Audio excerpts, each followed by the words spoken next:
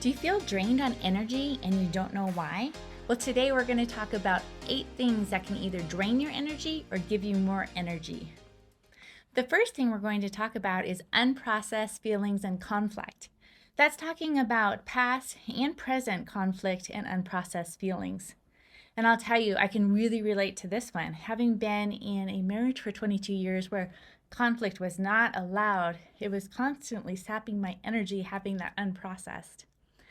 Another emotion like bitterness or rage, anything that's unprocessed is really toxic to our energy. And that's why I really talk about that barf journal or that barf notebook, which again is a process of just barfing it all out, sorting it out, and asking yourself questions as you sort it out, and then planning it out. And that's a great way because like bitterness, anger, all of those are super important emotions that are giving us information, and it's important to deal with it.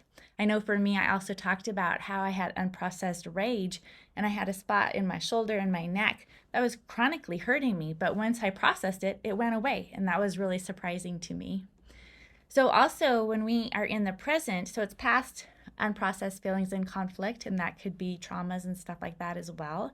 And it could be present unprocessed feelings and conflicts. And so just making it a priority to work through conflict and feelings can add a lot to our energy. Another thing that can either deplete your energy or add to your energy, the second thing, is relationships. Energy can be draining if it's close friends and you're constantly investing in them at your own expense regularly. Versus close friends that are true close friends, they will add to your energy and have authentic, real, and emotionally safe relationships. So who we choose to be around has a big effect on our energy. The third one that can either drain our energy or add to our energy is our environment, our physical surroundings. So our environment, if it's plants, light, organized, clean, that can add a lot to our overall emotional state and can add a lot to ourselves. Versus if it's dark or something that is just really not creating energy for you. So our environment. The fourth thing is not making room for you being you. I know for years I was taught, think of others more important than yourself and consider others more important than yourself. But God made us very unique with having our own unique needs and wants. And it's very important that we express that. That means prioritizing our thoughts and our feelings and things that are important to you. People can't read our minds, and so just being ourselves and expressing who we really are is super good for our energy. But if we constantly suppress that, it very much drains our energy. The fifth one is not being intentional. So what do you want? What do you want in life? What do you want in your relationships? Do you even allow yourself to want? Are you just going through the motions? Or what are you doing that's regularly important to you? So when we're not intentional about prioritizing things that we want or that are pleasurable, I had a family member tell me, well, you shouldn't prioritize your pleasure because that's selfish. But really, or that's going to be bad things. But when you have there's the analogy in the Bible, when you have a good tree, it bears good fruit. When you have a bad tree, it bears bad fruit. So prioritizing our pleasures when you're a kind girl and you love people, those things are wonderful. So prioritizing your pleasure and making room for yourself is super important, and being intentional about making that a priority. Past focused, that can be very sapping. A lot of times when we're past focused, we're usually replaying old stories that have narratives that usually aren't very helpful. And it's a process of working through that and changing our stories, but also being in the present, being right here, right now.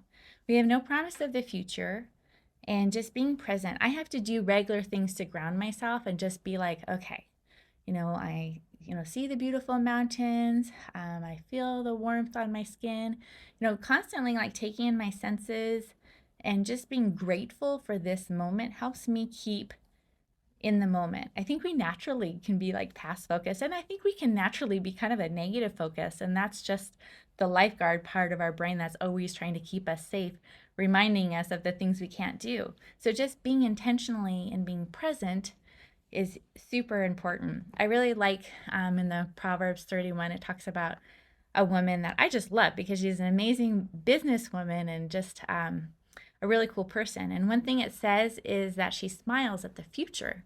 And I really like that. And I think that is something that you have to be intentional about and be present focused, but then also have a future outlook that's positive. Would you like to start your Live Brighter journey with some free printable affirmation? There's nothing like reminding yourself of God's truth about you. Click the link below. The seventh thing is busyness. Busyness can just drain your energy. And I have to be honest, I have used and use busyness as a great way to buffer. That means when I do not want to feel my emotions and I don't want to deal with hard situations sometimes, I'll just be busy. But eventually that will sap my energy because, again, I'm not processing my emotions and I'm just being too busy. So if you want to, instead of being busy, adding intentional resting is super important. So the busyness drains. Intentional soul resting can be very invigorating.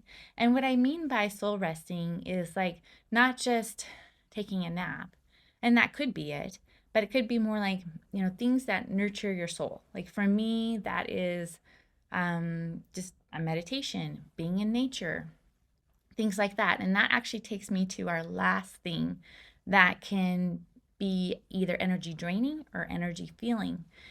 The eighth thing that is energy draining is for me is not connecting with God, or if you want to call it source or universe, but just not connecting with because we have a body, mind, and we have a spirit, we have a soul. So really connecting with that part of ourselves and taking the time for that. For me, I can really tell a difference. Like if I'm not connecting with God and not having that closeness and that conversation and not reading and not praying, I can really tell a difference in my energy. Because it's something about being with someone who thinks you're amazing and he loves you and he is the creator of the universe, and you can have a relationship with him that is amazing for our energy. So those are 8 things that really can impact our energy. So the things that can deplete our energy or affect our energy is unprocessed feelings and conflict. So versus processing those feelings and conflict. The second one, relationships, choosing energy filling relationships in general. The third one is our environment. It can either depress us or it can inspire us. The fourth one is making room for you being you. That means prioritizing your thoughts and feelings and expressing yourself. The fifth one, if you're not being intentional, so the opposite would be intentional. Allow yourself to want, allow yourself to focus towards things that matter to you and put your energy there. The sixth thing is you can be past focused, which depletes your energy, or you can be present and future focused and focus on smiling at your future. The seventh is how busyness can really impact your energy versus just intentional resting, however that looks for you. And the eighth is just connecting with God. And those are the 8 things that can either sap your energy or grow your energy. We're just growing 1% every day. Make it a great day.